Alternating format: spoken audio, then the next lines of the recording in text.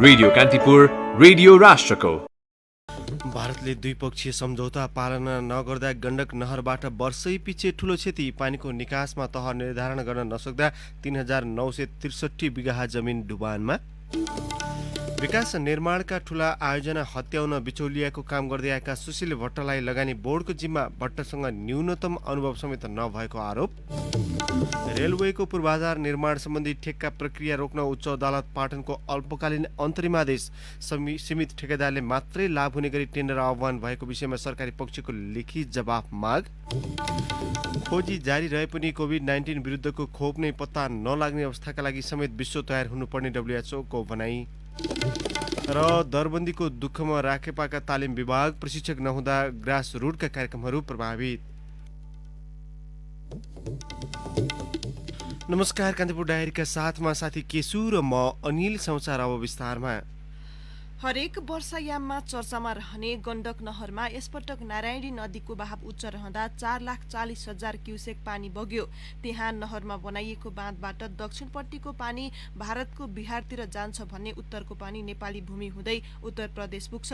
तर द्विदेशीय सम्झौता अनुसार पाउनुपर्ने पानी नपाउँदा नेपाली भूमि हिउँदमा सधैँजसो आकाशे पानीमा निर्भर हुने गरेको छ भने वर्षामा बाढीको चपेटामा पर्ने गरेको छ।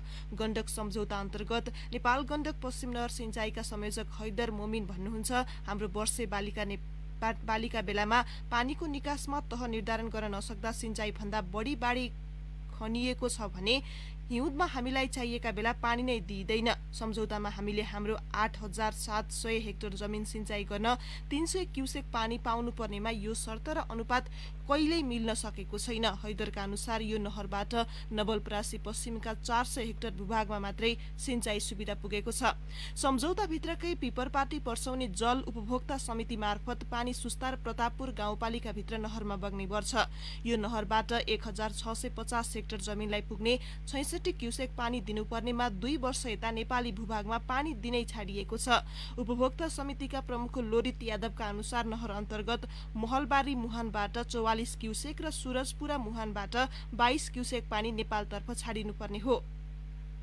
यादवले कान्तिपुरसँग भन्नुभयो, तोकिएका यी मुहानबाट पानी नछाडिएकाले सुस्ता गाउँपालिकाका गुडरिया, कुडिया, हरकपुरा, महलबारी, सखुवाना, श्रीनगर, मर्चावा गाउँ सुक्खा रहने स्थिति छ। यहाँका कृषकले आकाशे खेती गर्नु परेको छ। हरेक जसो किसानले बोरिङबाट पानी तानेका छन्। यो असमान प्रबन्ध र भारतको हेपाहा प्रविधि विरुद्ध पीडित कृषकले 36 दिनसम्म सडकमा आन्दोलन गरेका थिए, तर पनि कहीँ कतैबाट सुनुवाई भएन।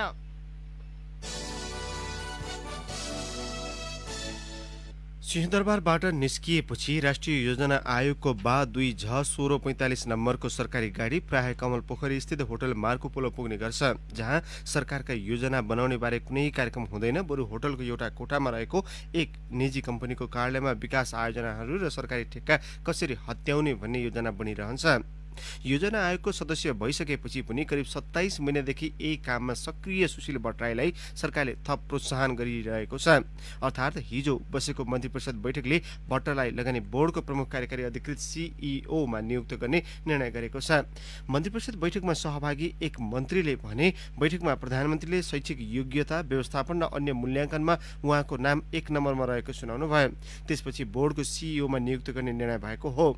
प्रधानमन्त्री केपी शर्मा ओलीले भट्टको योग्यतामा उच्च प्रशंसा गरे पनि नियुक्त हुनु अघि उहाँमाथि 2 आरोप लागिसकेका थिए। प्रमुख आरोप थियो उहाँका भाइ दीपक भट्टले विकास निर्माणका ठूला आयोजना हात पार्न राजनीतिक बिचौलियाको काम गरेको, काम पाइसकेपछि अलपत्र छाडेको, निर्माणाधीन आयोजनाको लागत बढाई अनियमितता गरेको। अर्को आरोप थियो सार्वजनिक निजी साझेदारी तथा लगानी ऐन 2075ले तोकेको अविधि पूरा नगरेको। बोर्डका सीईओका लागि दरखास्त परेका प्रस्तावमाथि राष्ट्र ब्याङ्कका गभर्नर महाप्रसाद अधिकारी नेतृत्वको विज्ञ समितिले अध्ययन गरेको थियो। 12 जनाको प्रस्तावमाथि मूल्याङ्कन गरेको समितिले समेत अनुभव अवधिबारे औँलाइदिएको स्रोतको दाबी छ। ऐनको दफा 12 अनुसार बोर्डको सीईओ हुनका लागि मान्यता प्राप्त शिक्षण संस्थाबाट अर्थशास्त्र, व्यवस्थापन, वाणिज्यशास्त्र, कानुन, इन्जिनियरिङ, विकास सम्बन्धी विषयमा कम्तीमा स्नातकोत्तर तह उत्तीर्ण गरेको र परियोजना विकास, सार्वजनिक खरिद, सार्वजनिक निजी साझेदारी, लगानी प्रवर्धन, विकास प्रशासन, बैंकिङ, वित्तीय क्षेत्र, औद्योगिक व्यवस्थापनको क्षेत्रमा कम्तीमा 10 वर्षको व्यवस्थापकीय अनुभव हासिल गरेको हुनुपर्ने उल्लेख छ। भट्टले काठमाडौँ विश्वविद्यालयबाट इन्जिनियरिङमा स्नातक र एमबीए गरेका छन्। तर योजना आयोगमा सदस्य भएको करिब 2 वर्षको मात्रै अनुभव छ। ऐनले तोकेअनुसार 10 वर्षको व्यवस्थापकीय अनुभव पुगेको छैन।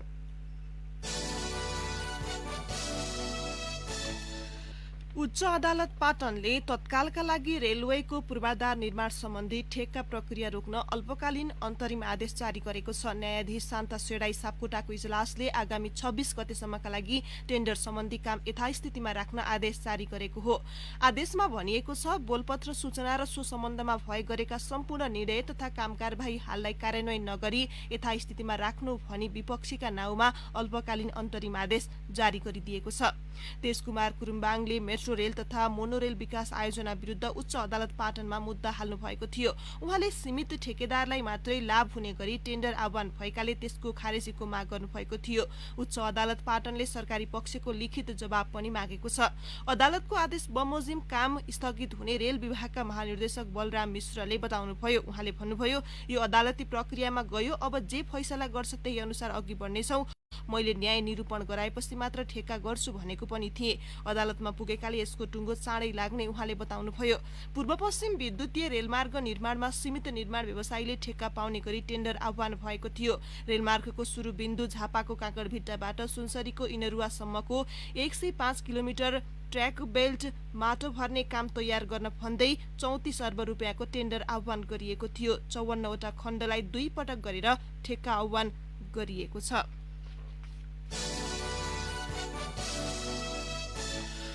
काठमाडौँ उपत्यकामा हिजो 62 जना संक्रमित थपिएका छन्। स्वास्थ्य तथा जनसङ्ख्या मन्त्रालयले दिउँसो पत्रकार सम्मेलनमा 51 जना संक्रमित थपिएको जनाएको थियो। साँझसम्ममा 11 जना थप भएको एपिडेमियोलोजी तथा रोग नियन्त्रण महाशाखाका वरिष्ठ जनस्वास्थ्य अधिकृत उत्तम कुमार कोइरालाले बताउनुभयो। उहाँले भन्नुभयो, यसमध्ये 48 जनालाई मात्रै स्वास्थ्य निकाय लगायतमा व्यवस्थापन गर्न सकियो। बाँकी 14 जनालाई आज बिहानसम्ममा व्यवस्थापन गर्नेछौँ। स्वास्थ्य निकायमा हिजो रातिसम्ममा व्यवस्थापन गरिएका मध्ये 7 जनामा लक्षण समेत देखिएको छ। ती 48 जना मध्ये मलेसियाबाट आएका 1, दुबईबाट आएका 1 र भारतबाट आएका 4 जना छन्। झापा, गोर्खा, दाङ, दोलखा, रौतहट, महोत्तरीबाट आएका 1-1 जना छन् भने पर्साबाट आएका 2, सर्लाहीका 3 र बाराबाट आएका 5 जना छन्। अन्य केही व्यक्ति उपचारको सिलसिलामा राजधानी आएका छन् भने केहीमा कन्ट्याक्ट ट्रेसिङ गर्दा संक्रमण पुष्टि भएको हो। कोइरालाले भन्नुभयो, राजधानीमा विदेश वा मुलुकी अन्य ठाउँबाट आउनेहरूमा बढी संक्रमण देखिएको छ। साउनको पहिलो सातापछि उपत्यकामा संक्रमित देखिएकाहरूले आफ्नो परिवारको बढीभन्दा बढी सदस्यलाई छिट्टै संक्रमित पारेको अवस्था देखिएको उहाँको भनाइ छ।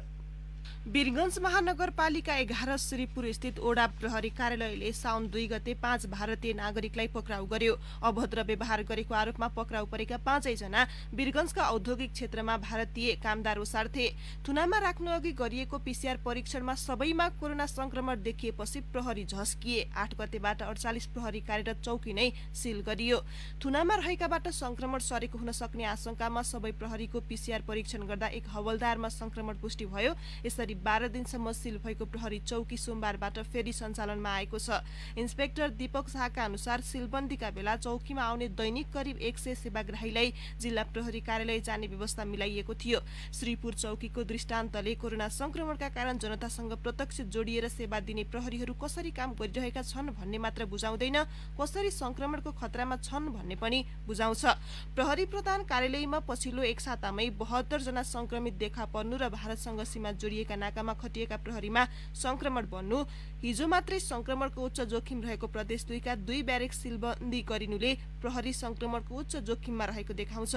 अहिले प्रहरी प्रधान कार्यालय अन्तर्गतका सवारी व्यवस्थापन महाशाखा, सञ्चार निर्देशनालय, महानगरीय ट्राफिक प्रहरी कार्यालय, जिल्ला प्रहरी कार्यालय स्याङ्जा, जिल्ला प्रहरी कार्यालय धनुषाको ब्यारेक र सप्तरीको राजविराज स्थित प्रदेश 2 तालिम केन्द्रको ब्यारेक सिल गरिएको छ। यसको सोझो असर सेवा प्रवाहमा पर्न थालेको छ। अनलाइनबाट वा नजिकैका प्रहरी कार्यालयबाट सेवा सञ्चालनको व्यवस्था मिलाइए पनि संक्रमण व्यापक भएको खण्डमा प्रहरीको सेवा प्रवाह कमजोर हुने देखिएको छ। विराटनगर महानगरपालिका 5 का 77 वर्षीय कोरोना संक्रमितको हिजो मृत्यु भएको छ। श्वास प्रश्वास सम्बन्धी समस्या देखिएपछि उनलाई हिजो नै कोशी अस्पतालको आइसोलेसनमा भर्ना गरिएको थियो। अस्पतालका प्रवक्ता लक्ष्मी नारायण यादवले भन्नुभयो, बिरामीको तत्कालै स्वाब लिएर परीक्षणका लागि पठाइएको थियो। रिपोर्ट पोजिटिभ आयो। स्वास्थ्य अवस्था गम्भीर भएकाले उपचार गर्दा गर्दै पनि बचाउन सकिएन। यो सँगै मोरङमा कोरोना संक्रमणले मृत्यु हुनेको संख्या 2 पुगेको छ। यसअघि सुनवर्षी 8 का 45 वर्षीय एक पुरुषको मृत्यु भएको थियो।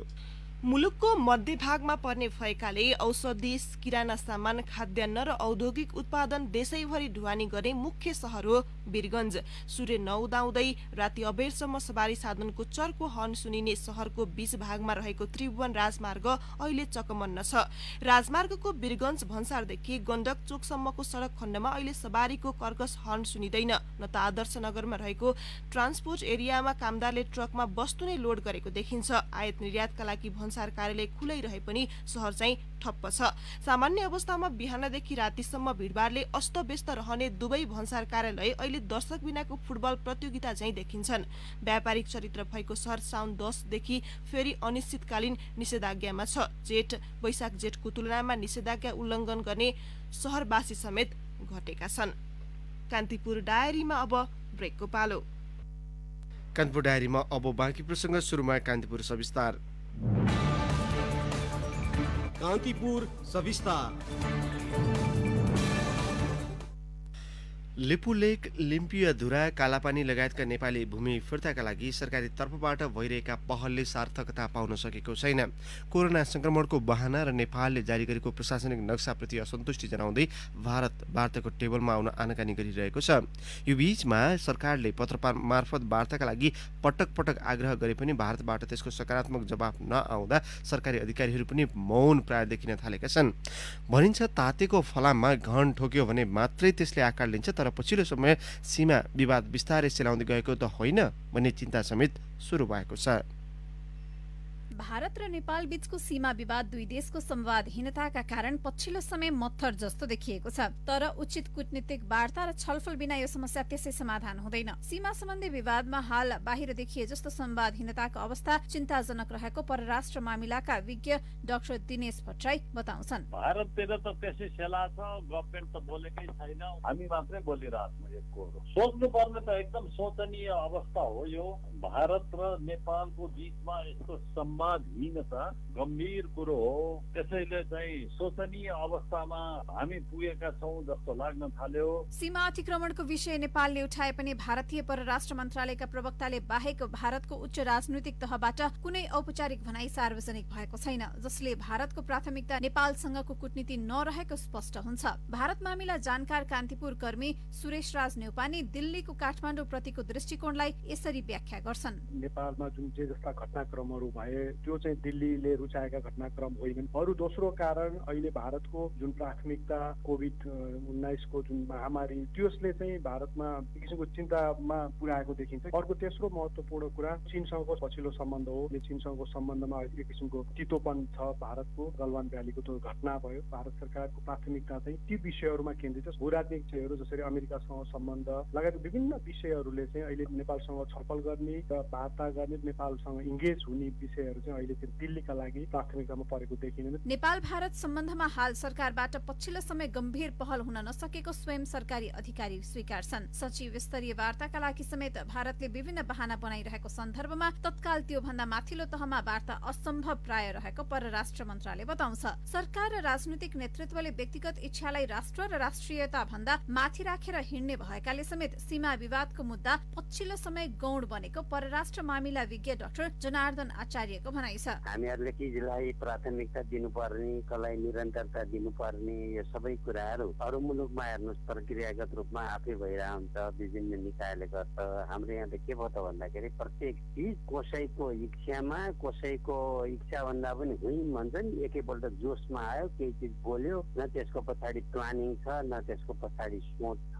त्यसैको परिणाम हो जस्तो मलाई लाग्यो। हेर्नुहोस् फेरि हाम्रो अब कूटनीतिको इतिहास यति लामो हुँदाहुँदै पनि हामी परिपक्व हुन सकेनन्। हेर्नु दुई मुलुक बीचको सम्बन्ध जनस्तरमा नै बिग्रिएको नेपाली विज्ञको भनाइ रहे पनि भारतका कूटनीतिज्ञ चाइना कार्डको कमालका कारण नेपाली उच्च राजनैतिक तबका प्रभावित भएको तर्क गर्छन्। बराबरीको सम्बन्ध स्थापना गर्न नेपालको उच्च राजनैतिक नेतृत्व असफल हुँदा र भारतको प्राथमिकतामा नपर्दा नेपालको मागले कुनै मूर्त रूप नै नलिएकाले अहिले मुद्दा मत्थर भए जस्तो देखिएको छ। परिपक्व कूटनीतिको अभाव आगामी दिनमा नभए नेपालको मुद्दा र साख दुवैले सम्मान पाउने थिए, किनभने अन्य छिमेकीसँगको सम्बन्धमा खासै सुधार हुन नसकेको अवस्थामा पुरानो हितैषीलाई चिढ्याउनु भारतकै हकमा पनि प्रत्युत्पादक हुन सक्छ। रेडियो कान्तिपुरका लागि दिवा भट्टराई। कान्तिपुर सविस्तार।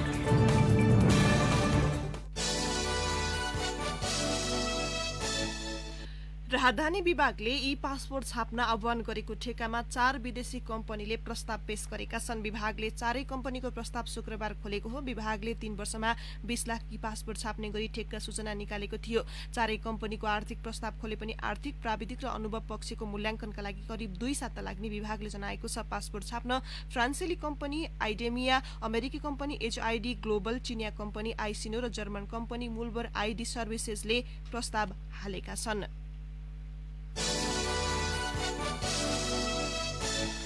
नेपाल भित्रिनु अघि विषादी भए नभएको जाँच गर्ने संयन्त्रलाई छल्दै भारतीय तरकारी तथा फलफूल निर्बाध आयात हुने गरेका छन्। भारतीय ढुवानीकर्ताले नेपाली भन्सारमा सामान आइपुग्नु अघि नै त्यसको विषादी जाँच पास गरेको प्रमाणपत्र बनाएर त्यसैका आधारमा नाकाबाट छुटाउने गरेको कान्तिपुरले खोजका क्रममा फेला पारेको छ। उदाहरणका लागि शनिबार बिहान 10 बजे कृष्णनगर नाकाबाट तरकारी र फलफूल बोकेका भारतीय नम्बर प्लेटका गाडी भित्रिए। भन्सार परिसरमा छिरेको केही समयमै ती गाडी जाँच पास पूरा गरी बाहिरिएका थिए।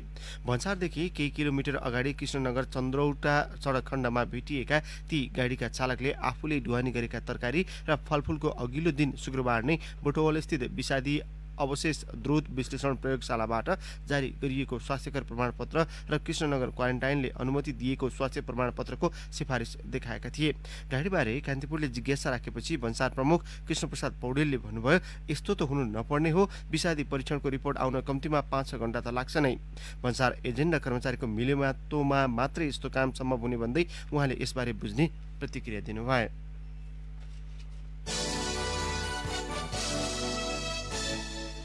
हाम्रो कानूनमा एसिड आक्रमण गर्नेलाई 5 देखि 8 वर्षसम्म सजाय हुने व्यवस्था छ। 8 वर्ष सजाय भयो भने पनि रात दिन गिन्ती गरेर 4 वर्षमै ऊ निस्किन्छ। उनीहरू पीडा के हो भन्ने बुझ्दैनन्। हाम्रो यो दाग छ नि, यो कहिल्यै जाँदैन, जीवनभरका लागि बस्छ। त्यही भएर म भन्न चाहन्छु कि अपराधीलाई जन्मकैद हुनुपर्छ। 14 वर्षको उमेरमा एसिड आक्रमणमा परेकी मुस्कान खातुनले सांसदहरूलाई गरेको आग्रह हो यो। कानूनी छिद्रका कारण आक्रमणकारीलाई पूरा सजाय नहुने खातुनको भनाइ छ। आफूमाथि एसिड छ्याप्ने अपराधी अहिले खुलेआम घुमिरहेको भन्दै उनले प्रतिनिधि सभा महिला तथा सामाजिक समितिमा रहेका सांसदहरूलाई भनिन्, ममाथि एसिड छ्याप्ने अपराधी 3-4 महिनामै बाहिर निस्किएको छ। उनीहरू त्यसरी घुम्न नपाउनु पर्ने हो। खातुनमाथि गत भदौ 20मा विद्यालय जाने क्रममा एसिड आक्रमण भएको थियो। अर्की पीडित जेनी खड्काले एसिड छ्याप्नेलाई एसिड नै प्रहार गर्ने कानून बनाउनु पर्ने माग गरिन्। कानून बलियो नभएकाले महिनै पछि एसिड आक्रमणबाट महिलाहरू पीडित भइरहेको अर्की पीडित सङ्गीता थापा मगरले गुनासो गरिन्। त्यसपछि बोलेका नेकपाका सांसद खिमप्रसाद लोहनीले 1 लिटर एसिड आक्रमण गर्नेलाई 2 लिटर एसिड प्रहार गर्नुपर्ने बताउनुभयो। सांसद कृष्ण कुमार राईले एसिड आक्रमण गर्नेलाई आजीवन कारावासको व्यवस्था गर्न लबिङ गर्नुपर्ने बताउनु। नेपाली कांग्रेसकी सांसद लक्ष्मी परियारले पीडितको जीवनयापनका लागि सरकारले सहयोग गर्नुपर्ने धारणा राख्नुभयो। अन्य सांसदले पनि कडा कानूनको व्यवस्था नभएकाले यस्ता घटना बढिरहेकोमा सहमति जनाएका थिए। समितिले एसिड पीडितलाई सरकारी सेवामा प्राथमिकता दिएर उनीहरूको जीविकोपार्जनका लागि सहज वातावरण बनाउन निर्देशन दिएको छ।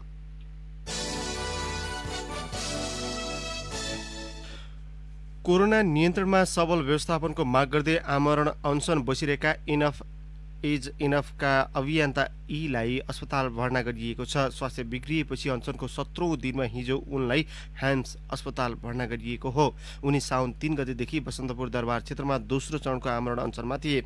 केही दिन यता उनको शरीरमा सुगरको मात्रा र रक्तचाप तलमाथि भइरहेको थियो।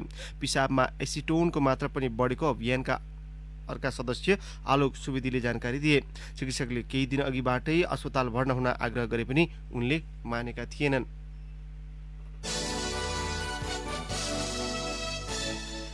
झण्डै 400 वर्ष पुरानो ऐतिहासिक गोर्खा दरबारसँगै रहेको गोरखनाथ मन्दिरको पछाडिको बाटो भएर तीर्थालु मुस्किलले यात्रा गर्छन्। गोरखनाथ मन्दिरदेखि कालिका मन्दिरसम्म पनि यत्रतत्र छरिएका निर्माण सामग्रीले बाटो छेकेका छन्। भूकम्पले क्षति पुर्याएपछि गुमेको दरबार क्षेत्रको रौनक अहिलेसम्म फर्किएको छैन।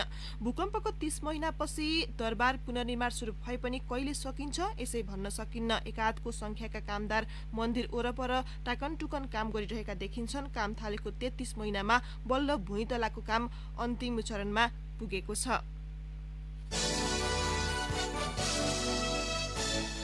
14 वर्षीय बालिकालाई बलात्कार गरेको आरोपमा गोर्खाको पालुङटार नगरपालिका 4 का वडा अध्यक्ष ठाकुर कान्त राणाभाट पक्राउ परेका छन्। प्रलोभनमा पारी बलात्कार गरेको उजुरीका आधारमा 47 वर्षीय राणाभाटलाई सोमबार राति पक्राउ गरिएको जिल्ला प्रहरी कार्यालय गोर्खाका प्रहरी प्रमुख एसपी सुरेन्द्र गुरुङले बताउनुभयो। प्रहरीका अनुसार विवाहको प्रलोभनमा पारेर बालिकालाई बलात्कार गरेको पीडितका आफन्तले सोमबार दिएको जाहेरीमा उल्लेख छ। घटनाको विस्तृत अनुसन्धान भइरहेको एसपी गुरुङले बताउनुभयो। राणाभाट तत्कालीन नयाँ शक्ति पार्टीबाट निर्वाचित भएका हुन्। कान्तिपुर डायरीमा पुनः ब्रेकको पालो। अब आर्थिक प्रसङ्ग। ऊर्जा जलस्रोत तथा सिंचाई मन्त्रालयले गत आर्थिक वर्षको चौथो चौमासिकमा 75% भौतिक प्रगति हासिल गरेको छ। मन्त्रालयको विकास समस्या समाधान समितिको बैठकमा हिजो प्रस्तुत तथ्याङ्क अनुसार गत आर्थिक वर्षको तेस्रो चौमासिकमा वित्तीय प्रगति 73% भएको छ। गत आर्थिक वर्ष ऊर्जातर्फको कुल बजेट 75 अर्ब 53 करोड 40 लाख थियो। त्यसमध्ये 46 अर्ब 39 करोड 52 लाख खर्च भएको छ। जलस्रोत तथा सिंचाईतर्फ 24 अर्ब 78 करोड 75 लाख बजेटमा 14 अर्ब 5 करोड 4 लाख खर्च भएको छ। मन्त्रालय अन्तर्गत ऊर्जातर्फका आयोजनामध्ये 8वटा आयोजनाको भौतिक प्रगति 80% भन्दा बढी रहेको बैठकमा जानकारी दिइयो। यस्तै 11वटा आयोजनाको भौतिक प्रगति 50% भन्दा बढी छ। रोग लागेपछि उपचार गर्नुभन्दा रोग लाग्न नदिनु नै ठिक हो नि मदन बहादुर। त्यही भएर त म आज होल बडी चेकअप गर्न जाँदैछु। हो, साइनमा बैंकले दीर्घायु बचत योजनामा फ्रीमा होल बडी चेकअप गर्ने सुविधा ल्याएको कुरा कति नै मलाई थाहा छैन भन्ने होला। त्यति मात्र होइन नि मदन बहादुर। दुर्घटना बिमा, औषधि उपचार बिमा, घातक रोगहरूको उपचार सुरक्षा बिमा अनि अझै के हो। यो साइनमा बैंकले पनि के गर्छ गजबै गर्छ भने दीर्घायु बचत योजनाको बारेमा छिमेकीहरूलाई पनि भन्न जाउँ। यो योजनाको फाइदा लिन कोही पनि नछुटुन्। यो योजना सबै बचत खाताहरूमा उपलब्ध हुनेछ। यस सुविधाका लागि नजिकैको शाखामा सम्पर्क गर्नुहोला। अनलाइन खाता खोल्नका लागि www.sanimabank.com मा लगइन गर्नुहोला। थप जानकारीको लागि 980119 मा सम्पर्क गर्नुहोला। सानिमा दीर्घायु बचत योजना, स्वस्थ र दीर्घायु जीवनको शुभेच्छा। सर्वसाधारणको 2 करोड 60 लाखवटा खातामा रहेको करिब पौने 7 खर्ब रुपियाँ बराबरको निक्षेपको बिमा सुरक्षण गरिएको छ।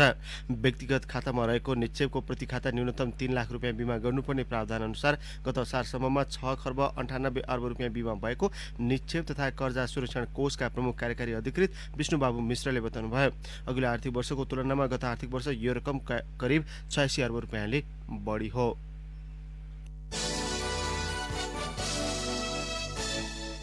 अब अन्तर्राष्ट्रिय प्रसङ्ग। कोभिड-19 विरुद्ध खोप नै पत्ता नलाग्ने अवस्थाका लागि समेत विश्व तयार हुनुपर्ने विश्व स्वास्थ्य संगठन डब्ल्युएचओले उल्लेख गरेको छ। डब्ल्युएचओका प्रमुख टेड्रोस अधानोम घेब्रेयेससले हालसम्म कुनै खोप पत्ता नलागेको तथा पत्तै नलाग्ने अवस्था हुन सक्ने पनि बताउनु भएको हो। सामाजिक दूरी, हात धुनु, मास्क लगाउने जस्ता सतर्कता उपाय अपनाउन छान्न नहुनेमा डब्ल्युएचओ प्रमुखले जोड दिनु भएको छ। खोप बनाउनका लागि कैयौं प्रयास जारी रहेको बारे समेत उहाँले जानकारी दिनु भएको छ। केही खोप तेस्रो चरणको परीक्षणको अवस्थामा रहेको पनि घेब्रेयेससले जेनेभामा आयोजित प्रेस ब्रिफिङमा बताउनुभयो। कोरोना संक्रमण देखिएका वा जोखिममा रहेका आमाहरूलाई स्तनपान निरन्तर गराउन डब्ल्युएचओले आग्रह गरेको छ। स्तनपानले संक्रमणको खतरा नहुने डब्ल्युएचओले उल्लेख गरेको छ।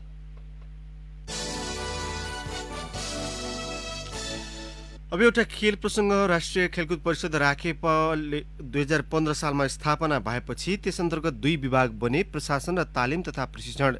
खेलाडी उत्पादनका लागि देशव्यापी रूपमा प्रशिक्षण र प्रशिक्षकको व्यवस्थापनका लागि बनाइएको यो विभाग अन्तर्गत नै सम्पूर्ण प्रशिक्षकहरू रहन्छन्। खेलकुदको मेरुदण्ड मानिने यो विभागको कार्य सम्पादन चाहिँ अपेक्षाकृत हुन सकेको छैन। खेलकुद विकासका लागि स्थापना भएको यो विभाग आफू मातहत प्राविधिक कर्मचारी पदपूर्तिको झमेलामा रुमलिनु परेको छ। राखेपमा प्रशासन र प्राविधिक गरी 1000 कर्मचारीको दरबन्दी छ। तीमध्ये प्राविधिकतर्फ 660 प्रशिक्षक कर्मचारीको खटनपटन गर्ने काम तालिम तथा प्रशिक्षण विभागले गर्छ।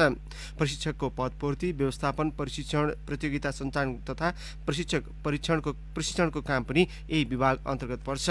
ग्रासरुटबाट खेलाडी उत्पादनदेखि ठूलो अन्तर्राष्ट्रिय प्रतियोगितासम्म प्रशिक्षकलाई जिम्मेवारी हस्तान्तरण, उनीहरूको सुपरिवेक्षण र पुरस्कार दण्डको व्यवस्था गर्ने काम पनि यही विभागको हो। खेलकुदको मेरुदण्ड मानिएको यस विभागको प्रभावकारितामा भने नेपालमा खेलकुदको विकास प्रक्रियाबाट नै मूल्याङ्कन गर्न सकिन्छ। सम्बन्धित खेलको विकासका लागि खेलाडी उत्पादनमा लाग्नुपर्ने प्रशिक्षकहरू खेल राजनीतिमा हावी हुँदा खेल विकासले फड्को मार्न नसकेको सत्य हो।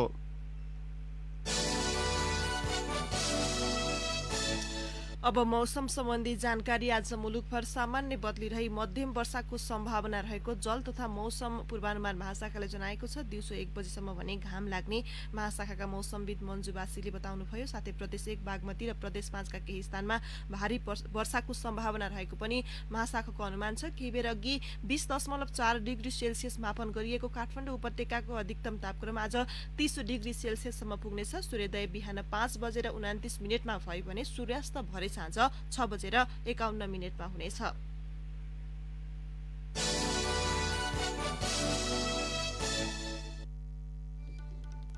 हवस् त प्रसङ्गसहित कान्तिपुर डायरीको यो बुलेटिन अहिलेलाई यहीँ सकिन्छ। हाम्रो अर्को बुलेटिन बिहान 8 बजे डेभलपमेन्ट एन्ड इकोनोमिक्स डायरी हुनेछ। तबसम्मका लागि कान्तिपुर डायरीबाट साथी केसु र म अनिल बिदा माग्छौँ। नमस्कार।